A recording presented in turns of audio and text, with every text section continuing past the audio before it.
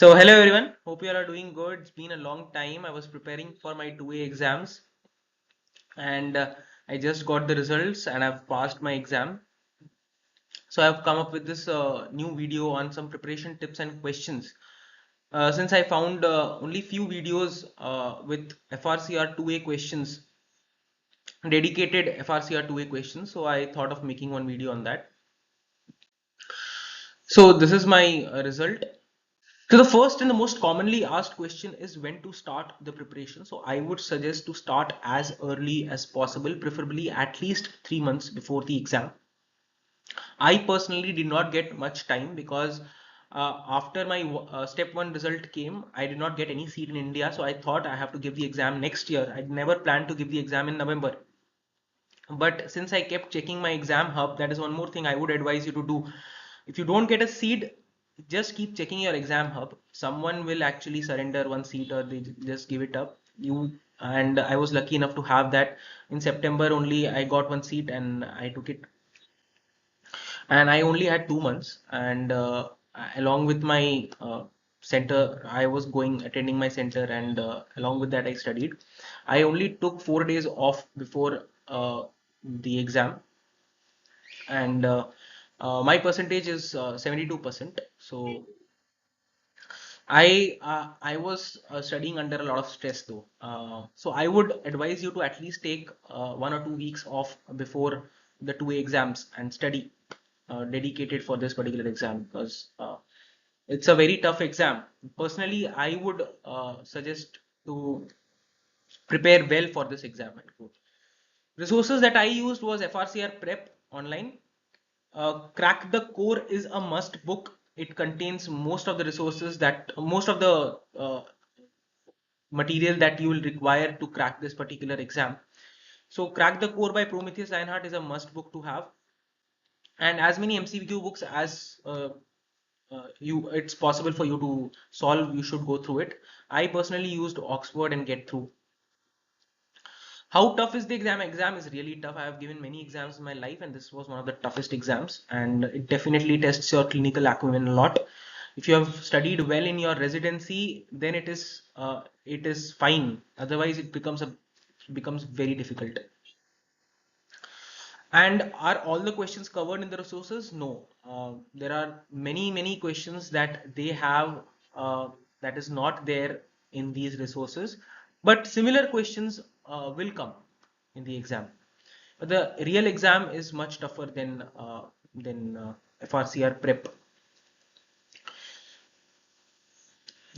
So I have started an Insta page for this particular exam called FRCR 2A Pearls, where I'm sharing all my uh, important points that I feel are necessary to be revised just before the exam.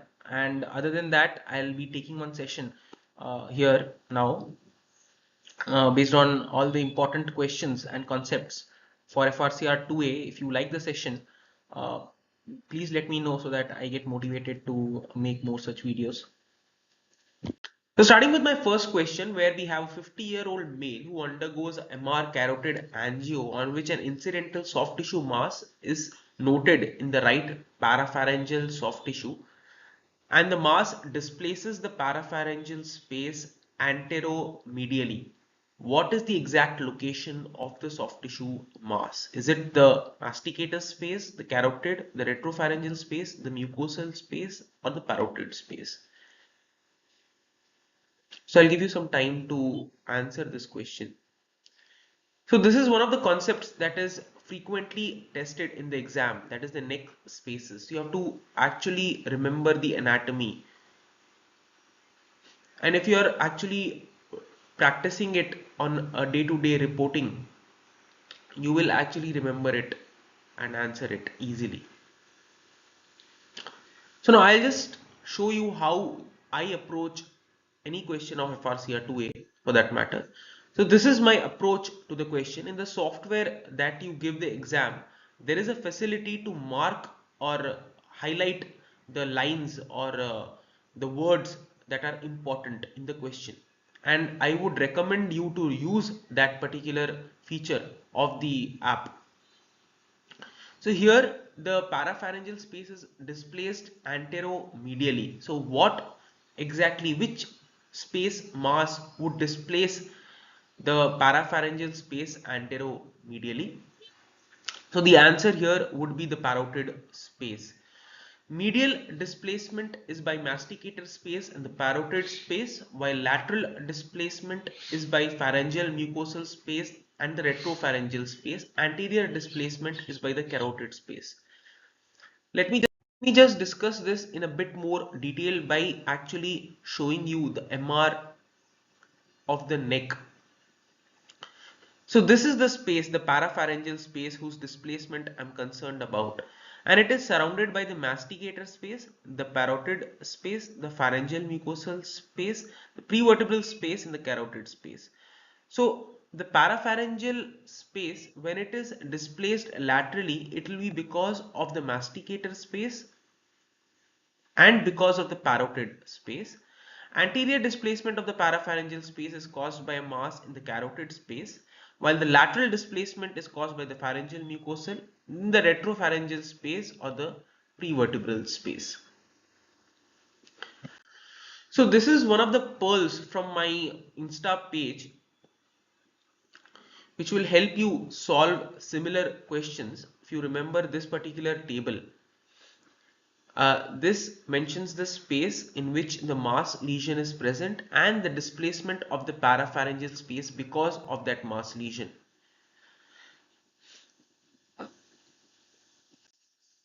Coming to my next question, so here we have a 55-year-old male who undergoes a technetium scintigraphy on which an incidental note is made of multiple foci of increased tracer uptake in parotid regions.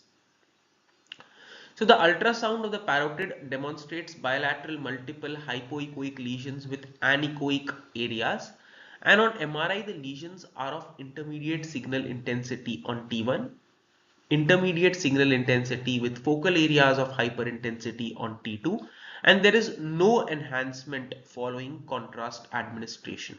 What is the likely diagnosis? So this is a question of a parotid tumor, and these are your options. So what do you think the answer is? I'll give you some time to think of an answer. Now, so again, we'll highlight or mark the important words and sentences that will help us get to the diagnosis. So there is multiple foci of increased tracer uptake in both the parotid regions.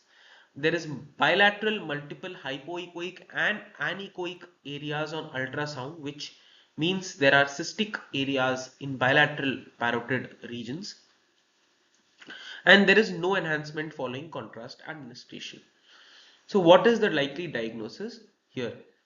So all this fits into the diagnosis of Warthin's tumor of the parotid gland. So this is a pearl from my Insta page which will help you solve this question and similar such questions. So Warthin's tumor is the second most common benign tumor of the salivary gland, and it occurs in the parotid gland. Is usually cystic, seen in male smokers with bilateral involvement in 15% of the cases. This tumor takes up pertechnate and is the only tumor that does so, other than parotid oncocytoma, which is extremely rare. Pleomorphic adenoma is the most common salivary gland tumor, and it is seen in the superficial lobe in 90% of the cases. It is T2 bright with a rim of low signal, and it has a small malignant potential, hence it is treated surgically. Adenoid cystic carcinoma is a malignant tumor of the minor salivary glands mainly, but can occur in the major salivary glands. The main thing that we have to remember regarding adenoid cystic carcinoma has a perineural spread.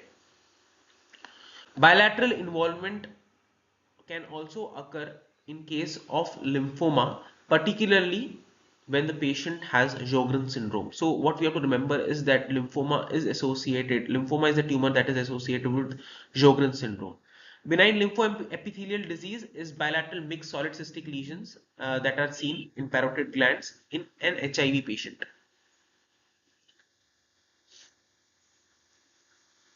Now coming to my next question, where we have a 52-year-old woman who presents with gradually increasing gait disturbance, lower limb sensory symptoms, and on the MRI we see anteriorly placed intradural extramedullary spinal mass lesion which has low signal on T1 as well as T2 with minimal patchy enhancement post contrast.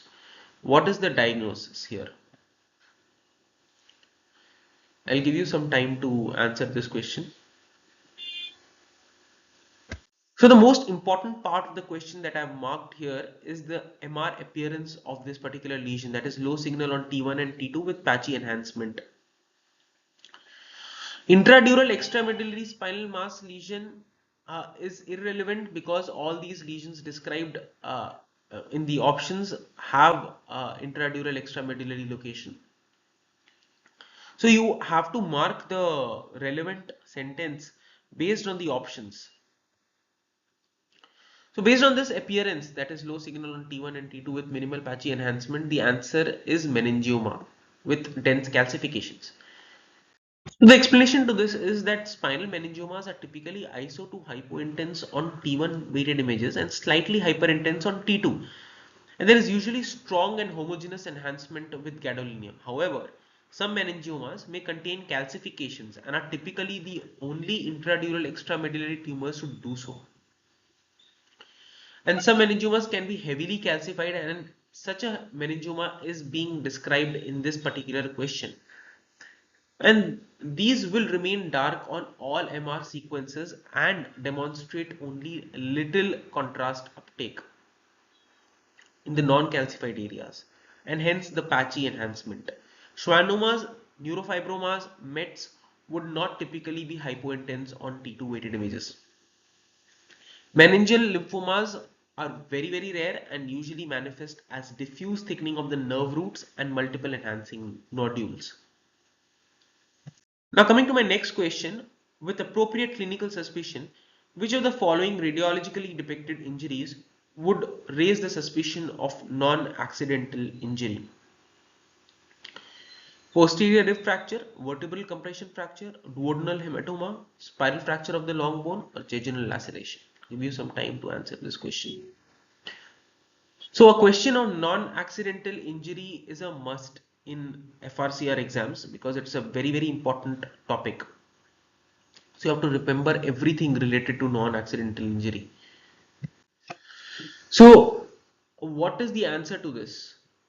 The answer to this is a posterior rib fracture, which is typical of a very specific for a non-accidental injury.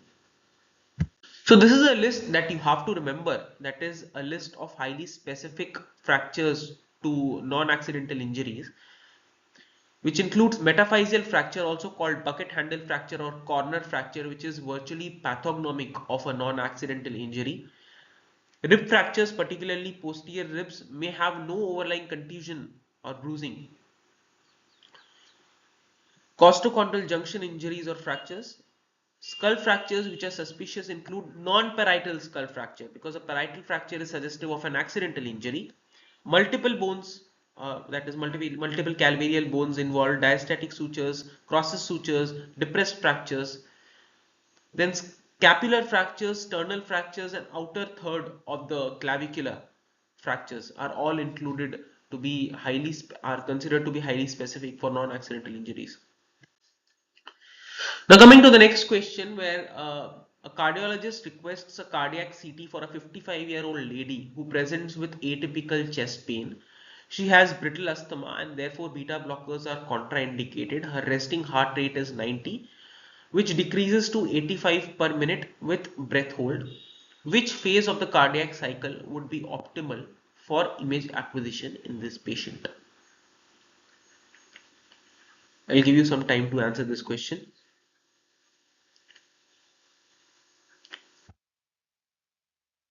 So relevant thing for us in this particular question is the heart rate, that is 85 beats per minute, which is actually high for performing a cardiac CT. Since the beta blockers are actually contraindicated, we cannot bring down the heart rate.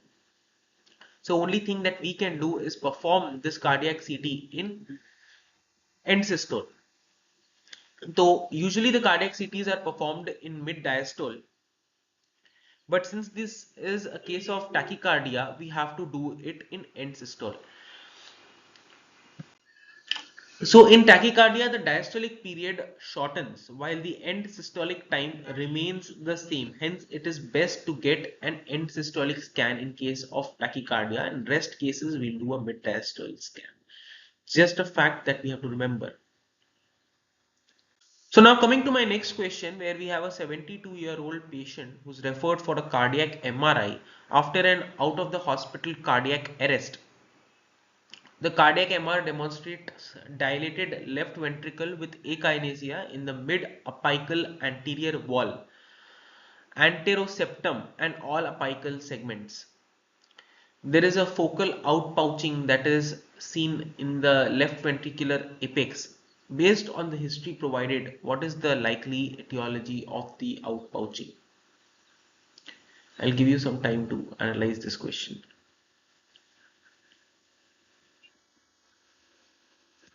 So this is a bit of a difficult question because the acute history of cardiac arrest points towards the diagnosis of a false ventricular aneurysm, but the typical location, that is in the anterior wall and the septum, that is LAD territory, is pointing towards a true ventricular aneurysm, and hence the answer is actually A.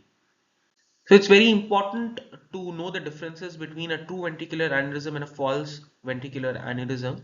True aneurysms occur because of the occlusion of left anterior descending, while false occur because of the occlusion of the RCA or LCX. So LAD territory involves the anterolateral wall or the apex with a mouth wider than the body, while the false ventricular aneurysm occur in the posterior or the inferior wall with the mouth narrower than the body. True aneurysms may calcify and because the myocardium is intact and they rarely rupture, while the false aneurysms are unusual to calcify because the myocardium is not intact and they frequently rupture. Post-MI complications like Dressler syndrome, papillary muscle rupture, ventricular pseudoaneurysms, ventricular aneurysm, and myocardial rupture have to be remembered along with their duration of presentation as to when they present post-MI. That will give you an idea to uh, the diagnosis of the question. So this table has to be remembered. This is again there in the Pearl of Insta page that you can follow. So now coming to my next question, now you must have gotten the hang of it and will be able to mark the relevant sentences.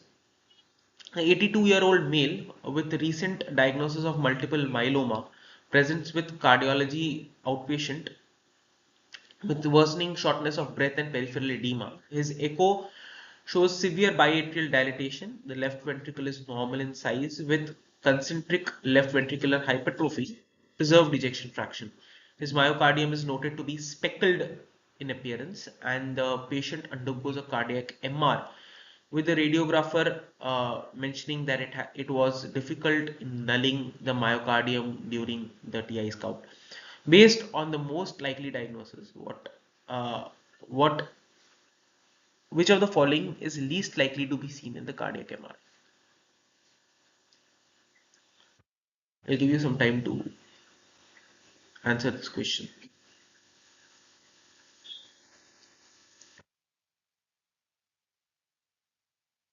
So cardiac MRI is a topic that is frequently asked in the exam, and straightforward questions are there in cardiac MR. That is, the questions will have the clue towards the diagnosis. There is no googly that is thrown in these questions. They are straightforward questions. If you know it, you know it. Speckled appearance, difficulty in nulling the myocardium is typical of cardiac myeloidosis. And given the history of multiple myeloma, you have to get to the diagnosis.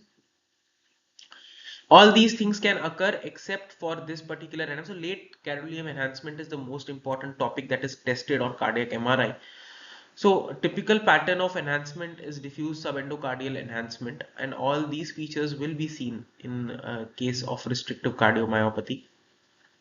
But this type of enhancement pattern is not typical of cardiac amyloidosis, that is a subepicardial enhancement. So this is the pearl from my Insta page that will help you answer such questions. This table is very important, that is this diagram. And subendocardial amyloidosis, systemic sclerosis, and epicardial is sarcoidosis. Cardiac amyloidosis has long TI, and hence it is difficult to suppress the myocardium. These are very, very important sentences, have been asked previously in the FRCR exams, and we have to remember these things.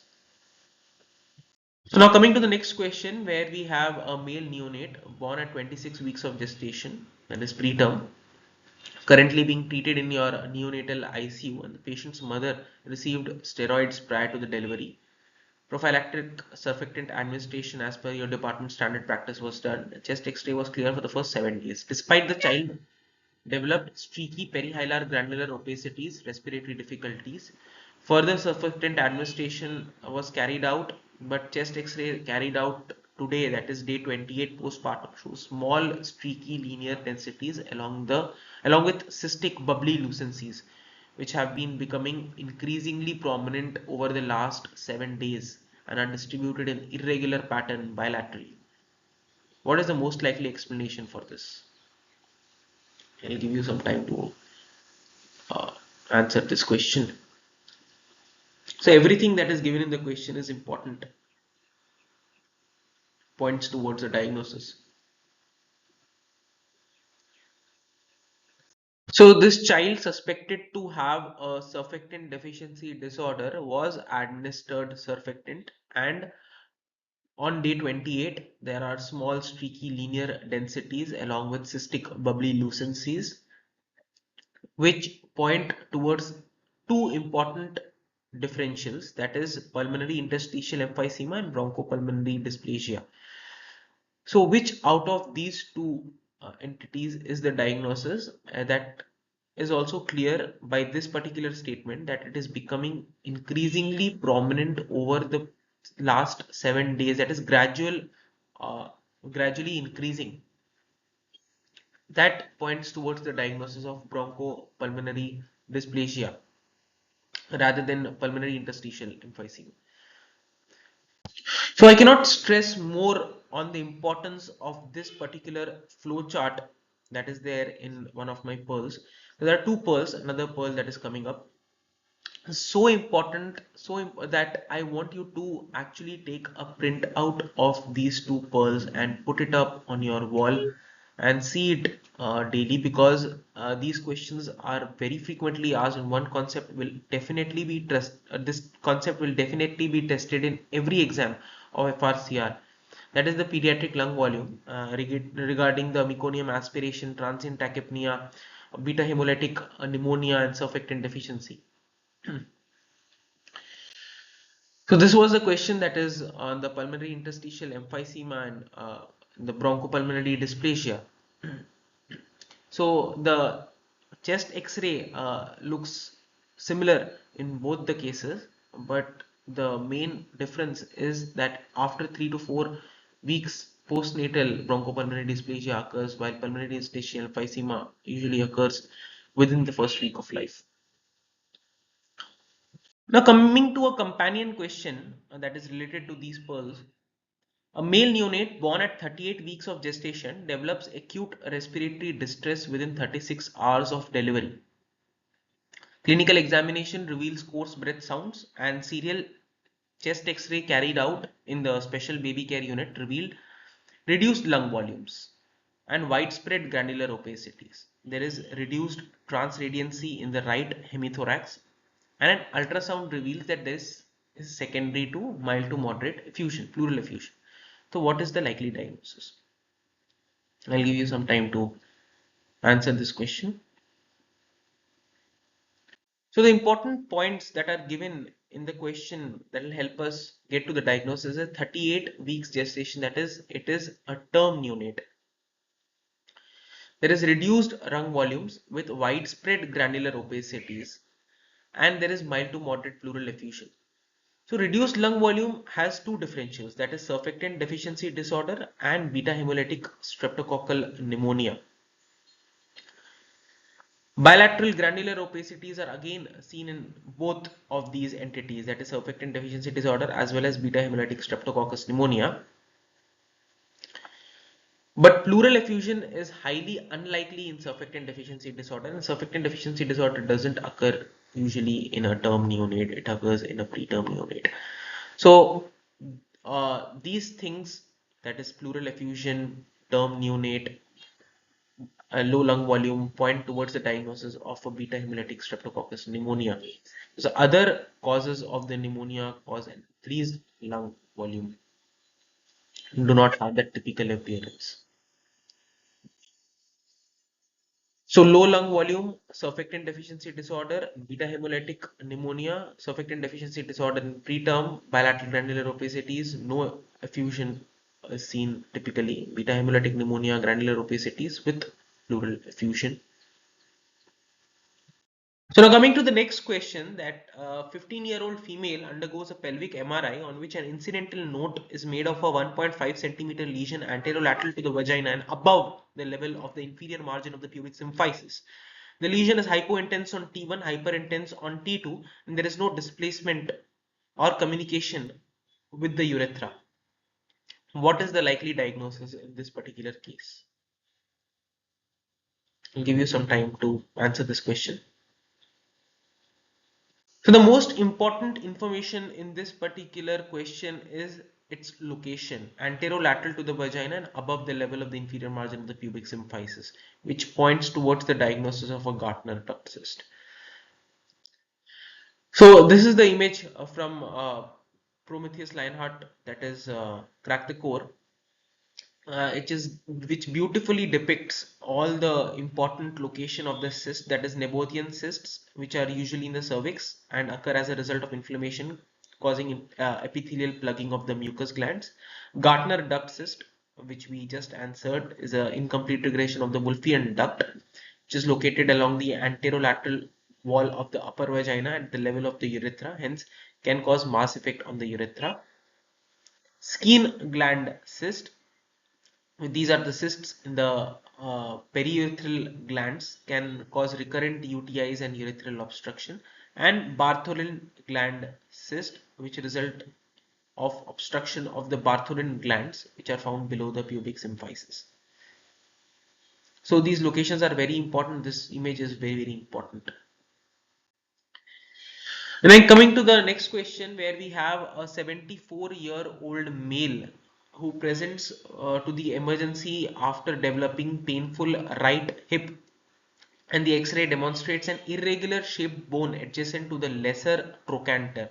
What is the most likely cause of this particular injury? I'll give you some time to answer this question. The most important information given in this particular question is that he's a 74-year-old male with irregular shaped bone adjacent to the lesser trochanter. So it's actually a tricky question, and the diagnosis here is metastasis. So this is a very important image depicting all the avulsion fractures, particularly in immature skeleton. So this age does not favor that. An isolated avulsion of the lesser trochanter with seemingly mild trauma in an adult, you have to think of a pathological fracture, think of uh, METS as the most common etiology, rather than iliopsoas avulsion fracture, which is seen in children. And all these typical sites of avulsion fracture in an immature skeleton is given along with the muscle attachments, which we have to remember. So this is another important uh, picture that I would want you to keep in front of your eyes and see daily, because another such question uh, is frequently tested in this examination. Now coming to the next question, where we have a 54-year-old male patient presenting with hearing loss in the left ear of sensory neural type, undergoes an MRI scan of the internal auditory meatai and subsequently a full MRI scan of the brain. where there is a large extraaxial mass lesion. So they have already mentioned that there is a large extraaxial mass lesion in the left CP angle. Which of the following features on MR imaging will be most helpful in indicating that it is probably a large vestibular schwannoma rather than a meningioma, which are the two most important DDs of the CP angle tumors?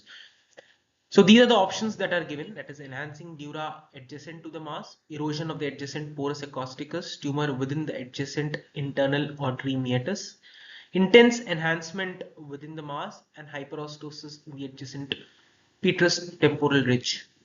I'll give you some time to answer this question.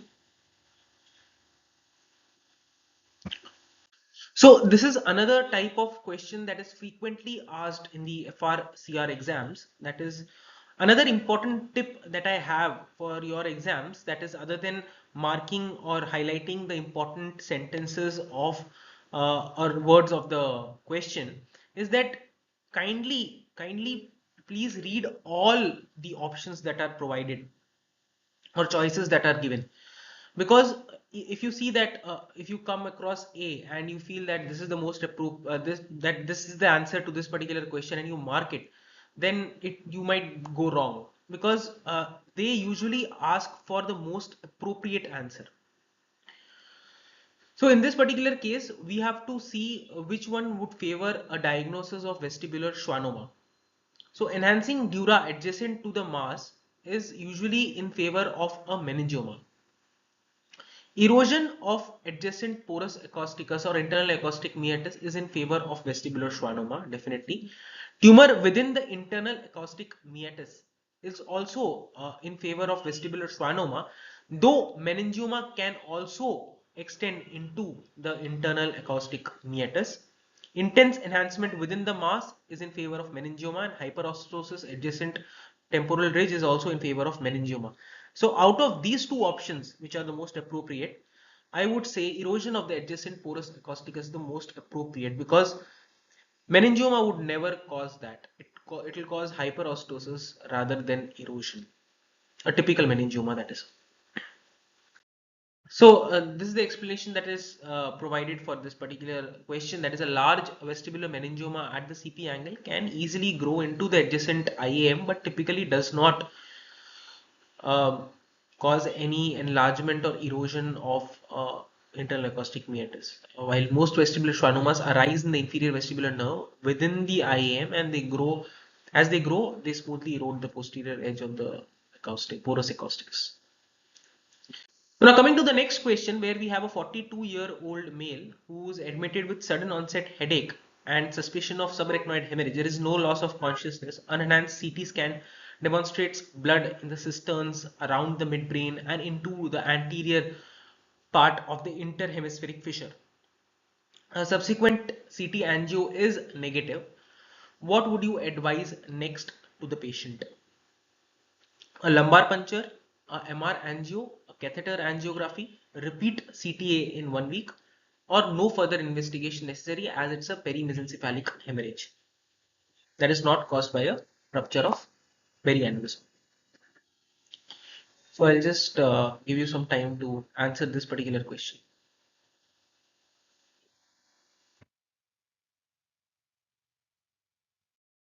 So the very important point here that we have to concentrate on is that the bleed extends into the anterior part of the interhemispheric fissure.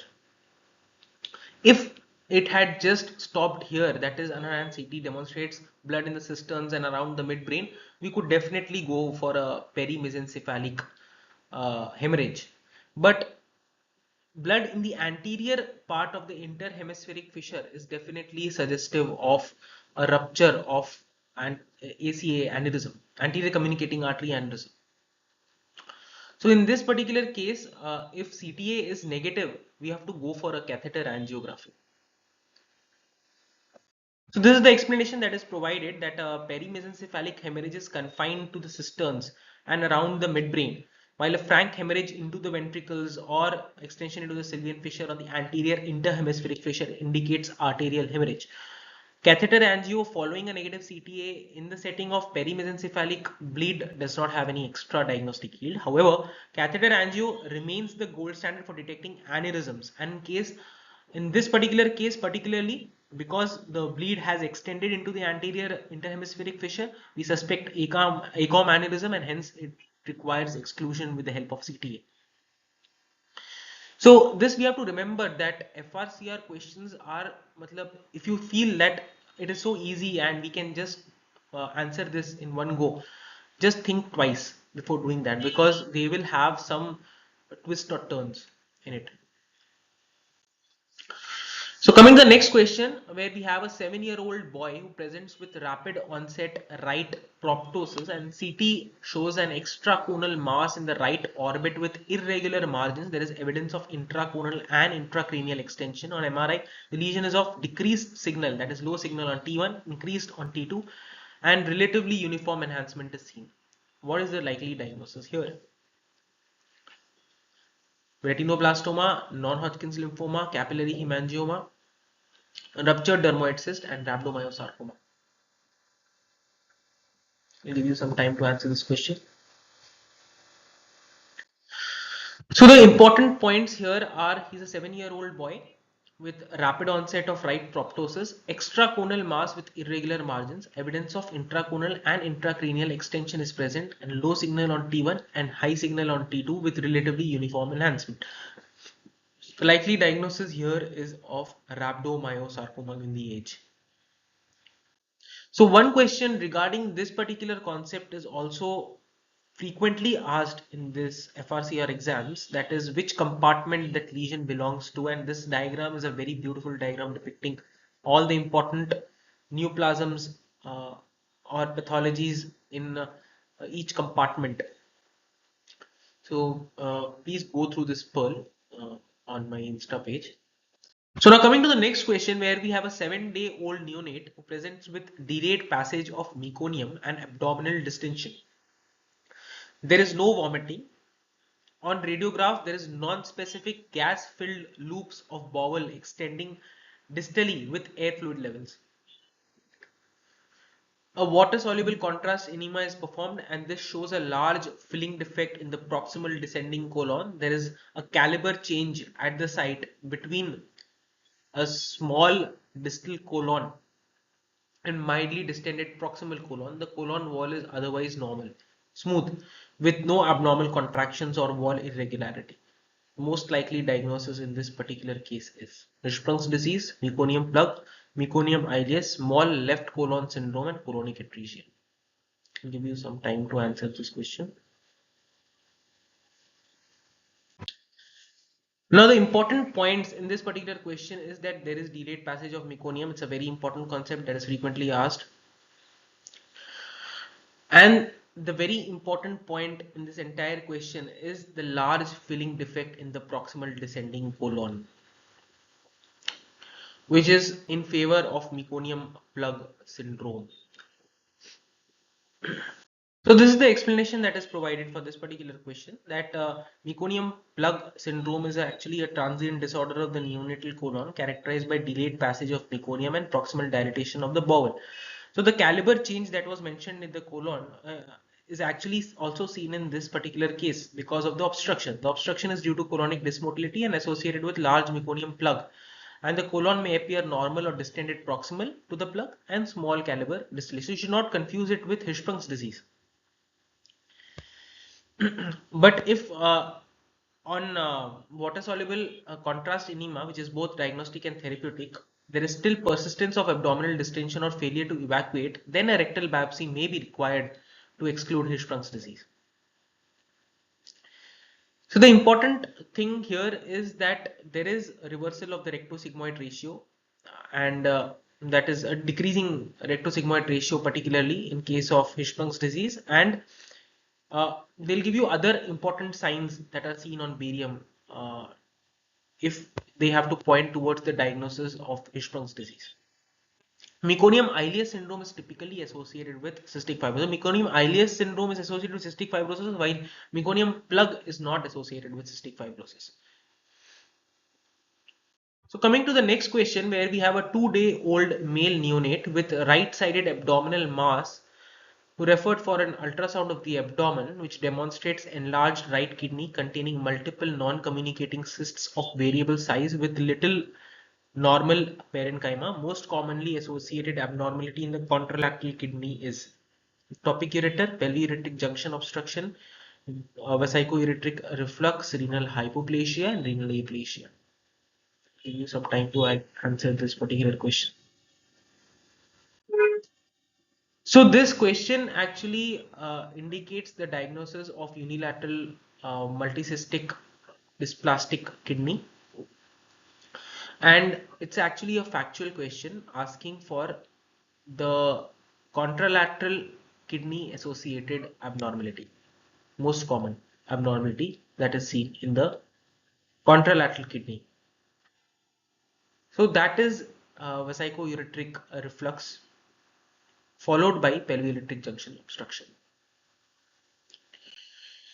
So the abnormality described on ultrasound is of MCKD, and the most common form of cystic disease in infants and second most common cause of abdominal mass in the neonates after hydronephrosis. Obstruction or atresia of the ureter during the developmental stage is thought to be the etiology. Bilateral MCKD is uncommon but associated anomalies of the contralateral kidney is seen up to 50% of the cases, and vesico-ureteric reflux 30 to 40%, the most common associated anomaly, followed by pelvic junction seen in 10 to 20% of the patients. Now coming to the next question, this is a very conceptual question where we have a patient who presents to the surgeons with known history of gallstones for which he underwent an ERCP 2 years earlier. She has had recurring pains and mildly elevated liver function tests. She underwent an MRCP or MRI liver prior to the consideration for surgery, and this shows multiple 8 mm filling defects in the CBD.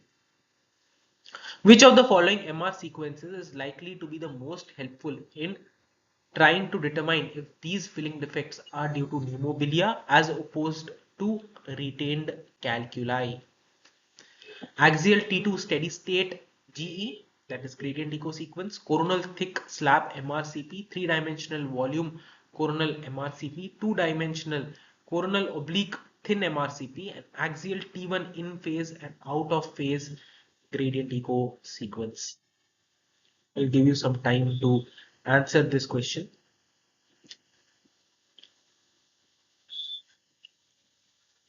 So this is a very conceptual question and a question based on common sense. In real life scenario, we would rather get a CT scan done than go through all this. But this question is actually testing your common sense more. Rather than focusing on the sequences, should focus on the sections. Here, axial section would be the best because air will rise up while calculi will go down in the dependent position, and there are only two axial sections in the options, and gradient phase, in phase and out phase is typical use for microscopic fat detection, which is not the case in this particular scenario. So we would rather go for axial T2 steady state gradient echo sequence. So axial imaging is going to be a better option than coronal imaging when trying to distinguish between pneumobilia and calculi within the CBD. The biliary air causes an air fluid level of air lying on top of the fluid in non-dependent position in the CBD, and this is more easily appreciated on the axial images. Calculi tend to lie dependent within the CBD as fluid is hyper intense on T2 and hypo intense on T1, and both air and calculi are hypointense in both these sequences, then both will stand out on T2 weighted images. Coming to the next question, where we have a patient with known history of malignancy who undergoes a CT scan of the chest, abdomen, pelvis for staging purposes, and this examination identifies a solitary hypodense lesion in the spleen measuring 4 centimeters in diameter, but no other evidence of metastatic disease. A PET CT is considered as a possible mechanism for determining whether or not this is a metastasis, but this is considered not likely to be helpful. Which malignancy does the patient have? Melanoma, lung carcinoma, lymphoma, renal cell carcinoma, and colon carcinoma. I'll give you some time to answer this particular question.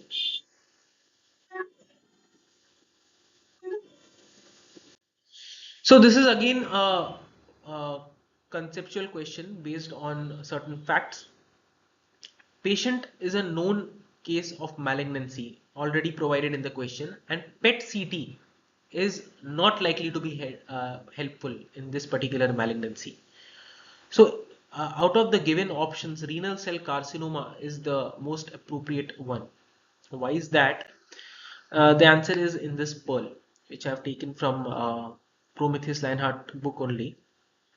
The tumors that are PET cold include bronchoalveolar carcinoma of the lung, carcinoid or neuroendocrine tumor, renal cell carcinoma. Remember, oncocytoma is hot, but renal cell carcinoma is actually PET cold. Peritoneal, bowel or liver implants, mucinous carcinomas, prostate carcinoma, and hepatocellular carcinoma is often PET cold. Things that are not cancer but are PET hot include infections, inflammations, ovaries in the follicular phase, muscles, brown fat, and thymus. So this is a table that you should remember. If I had just given this particular table to you, you wouldn't have been able to apply it in this particular MCQ. Now, since you have seen the MCQ and now you're seeing the table, you would appreciate the importance of this particular table. Now coming to the next question, we have a 45-year-old male who presents with acute abdominal pain. He has pyrexia and his inflammatory markers are raised. Surgical team requests a CT scan of the abdomen for perforation, and the CT reveals inflammatory change in the anterior pararenal space. Which of the following is least likely to be the underlying cause of the CT finding? Acute pancreatitis, gastric ulceration, diverticulitis of the descending colon, duodenal perforation, perforation of the ascending colon due to neoplasm. I'll give you some time to answer this particular question. So the important things in this particular question are that the CT reveals inflammatory change in the anterior pararenal space. So you have to have the understanding of the anatomy of the retroperitoneal spaces and the retroperitoneal structures. And they are asking the least likely underlying cause. So gastric ulceration is the least likely cause because it is intraperitoneal, not retroperitoneal. So these are the retroperitoneal structures that we should remember by the mnemonic SAD-Pucker, and these are the retroperitoneal spaces, that is posterior pararenal space which only contains fat, perirenal space containing kidneys, proximal ureters and adrenals, anterior pararenal space containing pancreas, duodenum, ascending and descending colon. So the pathologies of the perirenal space include a renal mass, renal hematoma, renal abscess, urine leaks, while anterior pararenal space includes pancreatitis, pseudocysts, duodenal hematoma. Coming to the next question, where a patient is being worked up for pancreatic neoplasm to assess the potential resectability. Which of the following does not rule out surgery? Extension of the tumor beyond the margins of the pancreas into the duodenum, tumor involvement of the adjacent organs, enlarged peripancreatic lymph nodes more than 15 mm, encasement or obstruction of the superior mesenteric vessels, and peritoneal carcinomatosis. I'll give you some time to answer this particular question. So pancreatic tumor resectability is another important concept to be tested in FRCR examinations. And in this particular case, we have to look at all the options closely to understand whether this patient is actually fit for borderline resectability or not resectable at all. Only 10 to 15% of the pancreatic tumors at the time of presentation, are eligible for resectability. So which one of the following does not rule out surgery or resectability? So extension of the tumor beyond the margins of the pancreas into the duodenum is definitely unresectable. Tumor involvement of the adjacent organs is again unresectable. Enlarged peripancreatic lymph node. So peripancreatic lymph nodes is a lymph node station which is usually resected in the Whipple's procedure, and hence it is resectable in this particular case. So all the lymph node stations are to be kept in mind while answering this particular question. Encasement or obstruction of the superior mesenteric vessel. Encasement or obstruction definitely is unresectable. Peritoneal carcinomatosis is again metastasis and unresectable. So answer here is enlarged peripancreatic lymph nodes. So these are the important lymph node stations with respect to pancreatic carcinoma resectability, and the standard lymphadenectomy that is done along the Whipples includes resection of the peripancreatic, bile duct, portal vein, hepatic artery, common hepatic artery, and the right proximal SMA nodes. So these things we should keep in mind as to the stations, and the vascular structures, the NCCN resectability criteria is very important and has to be remembered. Now coming to the next question, where we have a 65-year-old male with a pancreatic head mass and obstructive jaundice who undergoes percutaneous cholangiogram and external biliary drain insertion via the right lobe of the liver. The patient returns for a biliary stent insertion, and on removing the external drain, there is significant arterial bleed from the puncture site. A selective celiac axis angio does not reveal any abnormality, but a pulsatile bleeding persists. What would you do next? Selective left gastric angiogram, selective superior mesenteric angiogram, selective inferior mesenteric angiogram, selective gastroduodenal artery angiogram, and embolize celiac axis. I'll give you some time to answer this particular question. So the underlying concept behind this question is hepatic arterial anatomical variation, which we should remember.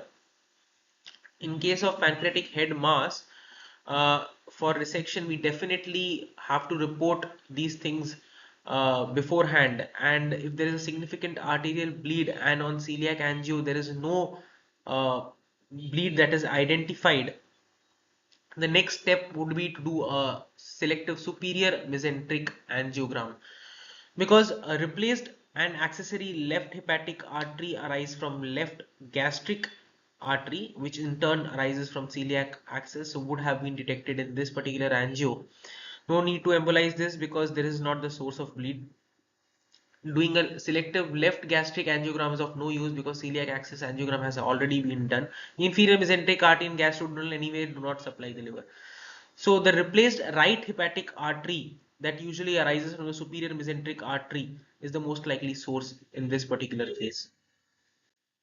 So this pearl will help you in solving such questions, that the replaced right hepatic artery typically commonly arises from the SMA, and accessory and replaced left hepatic artery usually arise from the left gastric artery, and this is the normal anatomy, that celiac trunk divides into splenic, left gastric, common hepatic artery, and common hepatic artery after giving GDA becomes a proper hepatic artery which divides into right and the left hepatic. So we have studied this in our step 1 as well.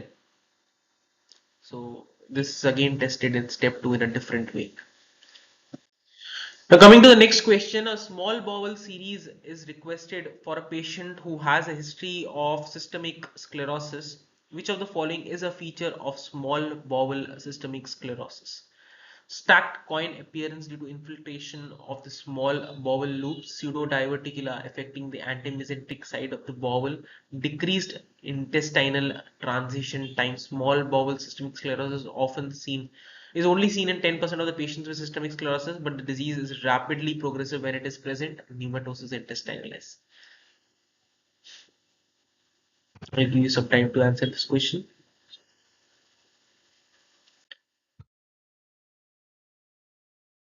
So the answer to this question is pneumatosis intestinalis.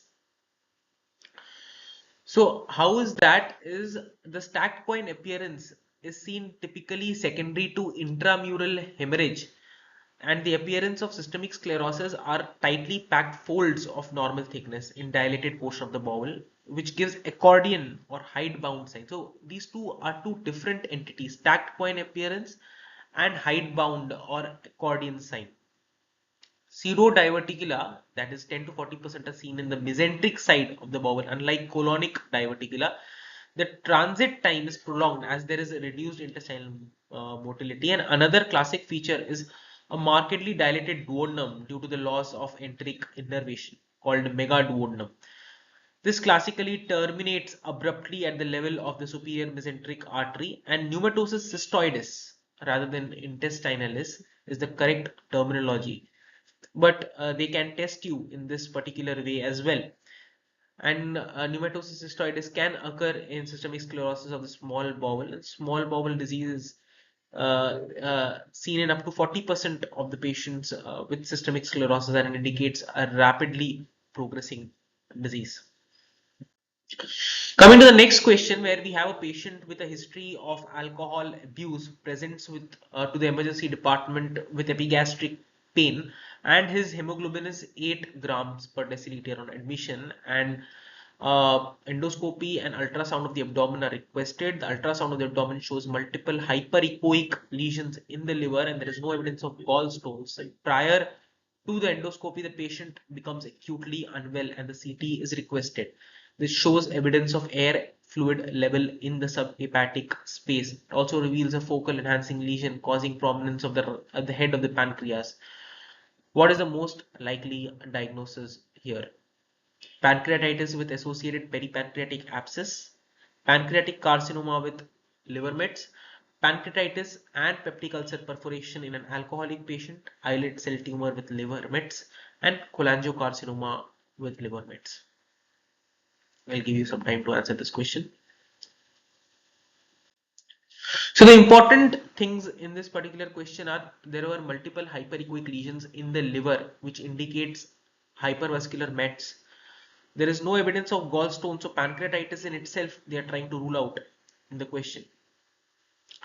Focal enhancing lesion causing prominence of the head of the pancreas indicates a pancreatic head mass.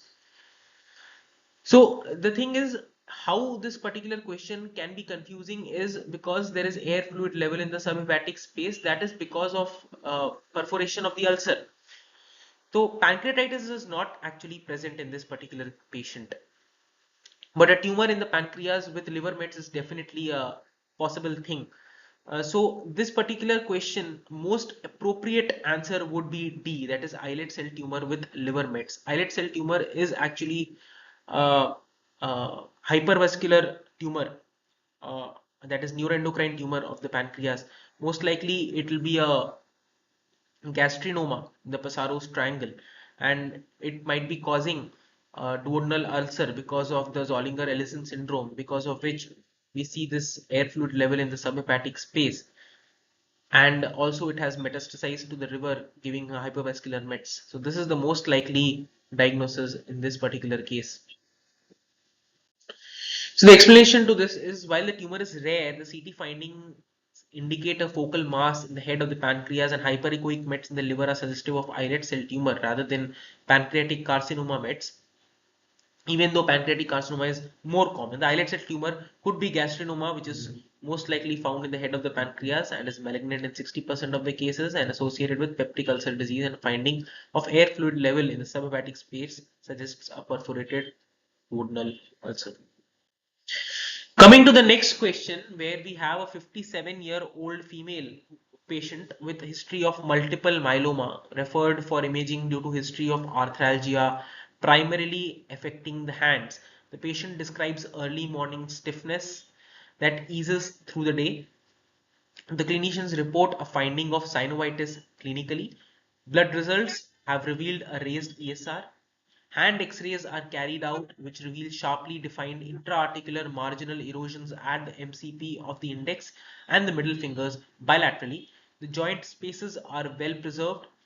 There are also well marginated subchondral cysts noted in the carpal bones, again with joint space preservation. Soft tissue nodules are noted around the wrist joints. which are not calcified. There is no evidence of juxta-articular osteopenia. No osteophytes are noted. What diagnosis is most strongly suggestive of these findings? Gout, CPPD, RA, amyloidosis, Wilson's disease. I'll give you some time to answer this particular question. So the important points that we have to remember is the patient has a history of multiple myeloma. The joint spaces are well preserved. There are well marginated subchondral cysts and no evidence of juxta-articular osteopenia, which in itself rules out rheumatoid arthritis. So this particular diagnosis would, this particular history or and features, imaging features would suggest a diagnosis of amyloidosis here. So amyloidosis is suggested first by the history of multiple myeloma. Involvement of the hands is more common, seen in amyloid secondary to prolonged dialysis, but can also be seen amyloid secondary to multiple myeloma when the wrists are often affected. Amyloid can closely resemble rheumatoid arthritis in its distribution and the pattern of erosion. However, three important features can differentiate.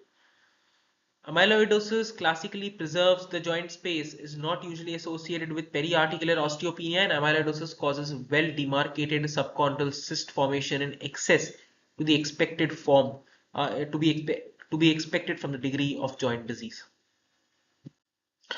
Coming to the next question, where a 5-year-old boy presents with history of walking difficulty. On examination, he is noted to have an antalgic gait and the lower limb length discrepancy, with the right limb being shorter than the left. Plain radiograph of the right leg shows lobular ossific masses arising from the distal femoral epiphysis and the talus, which resemble osteochondromas, which is the most likely underlying diagnosis. Dysplasia epiphysealis hemimelia, which is also called Trevor disease, multiple epiphyseal dysplasia, diaphyseal eclasis, Léri-Weill disease, and Klippel-Trenaunay-Weber syndrome. I'll give you some time to answer this question. So the important thing here is he's a 5-year-old boy and there are ossific masses in the distal femoral epiphysis and the talus. Talus is actually an epiphyseal equivalent. So there are osteochondromas in the epiphysis which indicates diagnosis of Trevor disease, particularly in a 5-year-old boy with antalgic gait and limb length discrepancy. So this is a very important pearl that I want you to remember, and another important pearl that I want you to see every day, which contains all the important syndromes that are commonly tested, that is McCune Albright, Mazzabraud, Olliers Maffucci, multiple hereditary exostosis, Trevor's, and supracondylar spur. So in Trevor's disease, there is development of osteochondromas at the epiphysis, which results in significant joint deformity, most commonly in the ankle and the knee, and they point towards the joint, unlike a typical osteochondroma. Even in supracondylar spur, it points towards the joint. That is, in case of a typical osteochondroma, it is away from the joint. So the epiphyseal bone neoplasms that I want you to remember include chondroblastoma, GCT infection, ABC when the growth plate closes, and clear cell chondrosarcoma is the only malignant one. And epiphyseal equivalents are the bones that have the same lesion as the epiphysis, with some examples being carpals, patella, greater trochanter, calcaneus. Coming to the next question, where we have a 40-year-old female who presents with a small lump in her foot, and an MRI of the foot demonstrates a small soft tissue mass which has homogeneous low signal on T1 and T2.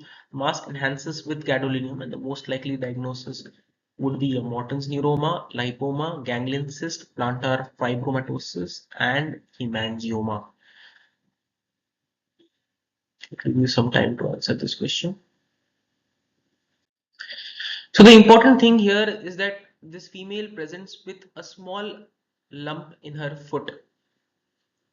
There is no history of pain or any such symptoms. The small soft tissue mass has homogeneous low signal on T1 and T2 and enhances with gadolinium. So the main confusion would be between the Morton's neuroma and plantar fibromatosis. So I would go for plantar fibromatosis than Morton's neuroma, because Morton's neuroma typically will have typical location, pain, and it has variable enhancement pattern. While in plantar fibromatosis, the typical signal is low on T1 and T2 and definitely enhances with gadolinium. So fibrous masses containing mature collagen are homogeneously low on T1 and T2 and demonstrate enhancement with gadolinium. And common fibrous masses in the foot are plantar fibromatosis and fibroma of the tendon sheath. Lipomas follow fat signal. They have high signal on T1 and T2 and low on fat sat. Ganglion cyst follows fluid signal, that is low on T1, high on T2 with rim enhancement. Hemangiomas are of mixed signal on T1 and T2 due to presence of vessels, fat and fibrous tissue. The vascular portions of the hemangioma definitely have homogeneous post-contrast enhancement. So the important pearl that uh, I would like you to remember is important nerves involved in different situations. Like in tarsal tunnel syndrome, posterior tibial nerve is involved. In jogger's foot, medial plantar nerve is involved. In Baxter's neuropathy, first branch of the lateral plantar nerve or inferior calcaneal nerve is involved. Morton's neuroma is actually a soft tissue mass between the third and the fourth metatarsal heads, that is in the third metatarsal space, causing compression or entrapment of the plantar digital nerve by the intermetatarsal ligament. It is hypointense on T1 and T2 and is teardrop shaped and projects downwards. Best position to be assessed on USG, this particular lesion, is prone position with foot slightly plantar flexed. An important differential for a Morton neuroma is intermetatarsal bursitis, which extends above the transverse ligament and is dumbbell shaped, and it's typically T2 hyperintense. So coming to the next question, where we have a 22-year-old male with typical clinical and radiographic features of osteoid osteoma discussed at the musculoskeletal multidisciplinary team meeting regarding the treatment planning, a decision is made to offer RFA, that is radiofrequency ablation. You have been asked to take consent of the patient for the procedure. What are the following statements is to which of the following is true in this? Up to 6 repeat procedures may be required. It is performed under local anesthetic. Biopsy is necessary to confirm diagnosis prior to treatment. Complete symptom relief is seen in 90% after initial therapy. And RFA treatment of the vertebral osteoid osteomas is contraindicated.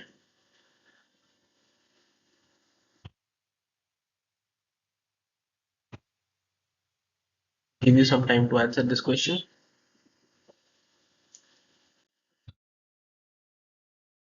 So the answer to this particular question is that complete symptom relief is seen in 90% after initial therapy.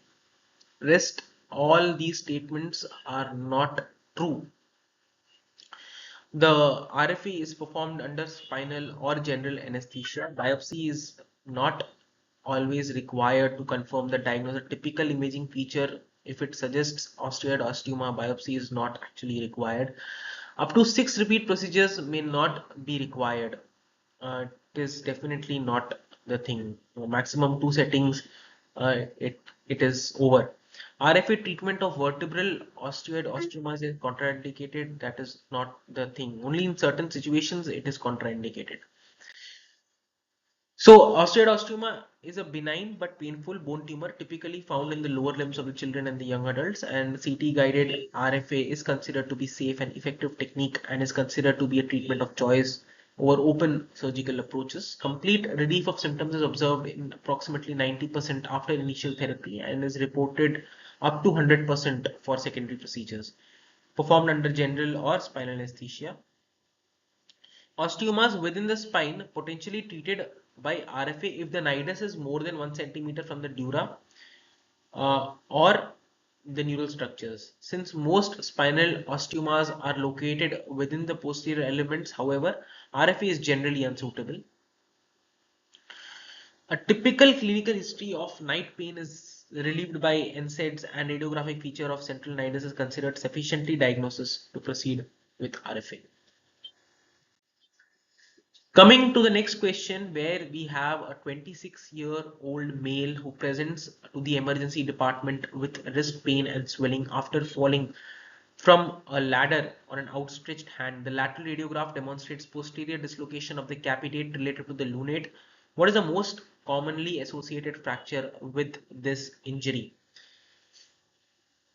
Capitate, lunate, triquetral, scaphoid, and radius. So this is another important question which tests concepts of your carpal dislocations. Also, along with that, I would like you to remember VC and slack and snack wrists, which are very commonly tested. So posterior dislocation of capitate relative to lunate indicates perilunate dislocation, and the commonly associated fracture is fracture of the scaphoid. So this is a very important table that I want you to remember regarding the carpal dislocations. So regarding perilunate dislocation, that is this question, the lunate stays put and the carpal bones around the lunate move, and 60% of perilunate dislocations are associated with scaphoid fractures. The very important thing in all these dislocations is to remember the associated fracture as well as the ligament injury. In perilunate dislocation, capitolunate ligament is injured. In midcarpal dislocation, lunotriquetral and interosseous ligament disruptions are seen. In case of lunate dislocation, dorsal radiolunate ligament injury is seen. Midcarpal dislocation, another important thing is there is associated with triquetral fracture. These are the things that are commonly tested in FRCR exams. Other than that, DC, VC, slack, and snack lists are very, very important. They're all there in the pearls in my Insta page. Coming to the next question, where we have a 39-year-old male who presents with tenderness and decreased range of movements of the right elbow after falling on outstretched arm while playing indoor football. A radial head fracture is noted on his radiograph, but the emergency doctor asks for your opinion suspecting an additional injury. What is the most commonly associated fracture with this injury? Oligrin fracture, coronoid process fracture, scaphoid fracture, proximal ulnar fracture, and capitellum fracture. This is again a factual question. So the answer to this is coronoid process fracture. So forearm fractures are often two fractures or a fracture with dislocation, and these are a set of important fractures that I want you to remember, and it's there in my Pearl of Insta page. Monteggia fracture is a fracture of the proximal ulna with anterior dislocation of the radial head. Galeazzi fracture is a radial shaft fracture with anterior dislocation of the ulna at the distal radioulnar joint. Essex Lopresti fracture is fracture of the radial head with anterior dislocation of the distal radioulnar joint. The most common fracture associated with radial head is coronoid fracture. Bony fragments at the dorsum of the wrist, very, very important, is likely either from triquetrum or hamate. Remember that in the lateral wrist radiograph. If you see any posterior fragment, they can only arise from these two important carpal bones. Hence, in general, for ulnar fracture, ask for an X-ray of the elbow, and for radius, ask for an X-ray of the wrist for any dislocation. Okay. Coming to the next question, 24-year-old male presents to the emergency department with pain and swelling of his right thumb after landing against a ski pole while practicing at the local dry ski slope. An avulsion fracture at the base of the proximal phalanx is noted on the radiograph of the thumb. What underlying soft tissue structure has been injured to result in this fracture? This is again a question based on important fracture. Ulnar collateral ligament, radial collateral ligament, joint capsule, flexor pollicis longus tendon, extensor pollicis longus tendon. So the answer to this particular question is ulnar collateral ligament, and this is actually a Skier's fracture. So here is another list of important fractures that I want you to remember. Bennett and Rolando fracture. Bennett and Rolando both are fractures of the base of the first metacarpal. Rolando fracture is comminuted, Bennett is not. And the pull of the abductor pollicis longus tendon is what causes the dorsolateral dislocation in the Bennett fracture. Gamekeeper's thumb or skier's fracture the avulsion fracture at the base of the proximal first phalanx associated with ulnar collateral ligament disruption. So this is ulnar collateral ligament, even though the thumb is on the radial side, it's ulnar collateral ligament disruption. Remember that. The frequently tested association is that of a Skinner lesion. A Skinner lesion is when the adductor tendon aponeurosis gets caught in the torn edges of the ulnar collateral ligament. A displaced ligament won't heal right and will need surgery. Trigger finger or tenosynovitis. The idea is the overuse or repetitive trauma which causes scarring the flexor tendon. Then there is a tuft fracture, that is tip of the finger fracture, that has involvement of the nail bed, should be treated like open fracture, that it needs antibiotics.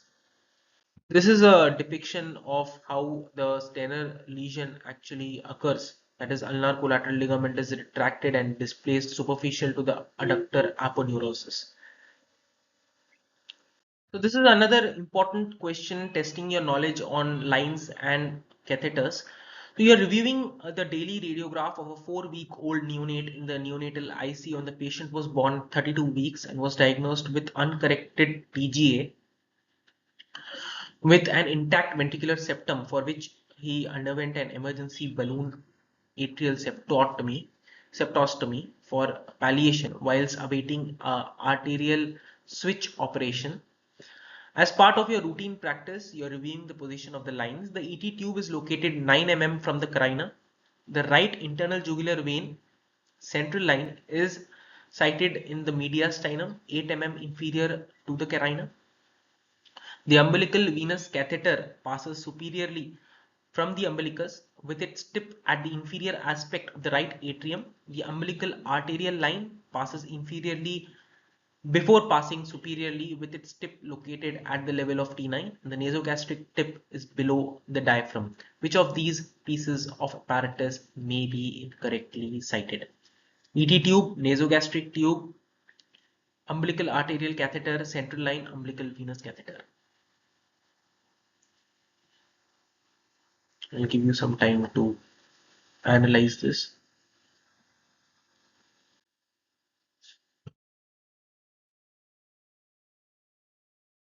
So the answer here is actually a central line. The central line is actually given 8 mm inferior to the carina. It should not go inferior to the carina. It should be superior to the carina. So normal central line, the tip should ideally be situated superior to the level of carina to ensure that it is not within the right atrium. And ET tube in neonates, the tip should lie between the carina and the thoracic inlet. The umbilical venous catheter, it passes from the umbilical vein to the left portal vein to the ductus venosus and the hepatic vein to the IVC. You don't want to want the things to lodge in the portal vein because you can infarct the liver or cause portal hypertension. So things to know about umbilical venous catheter is the ideal spot is at the IVC right atrium junction. Clot forming in the portal vein branch can cause lobar atrophy and development of cystic liver mass. That is, hematoma can suggest umbilical venous catheter erosion into the liver.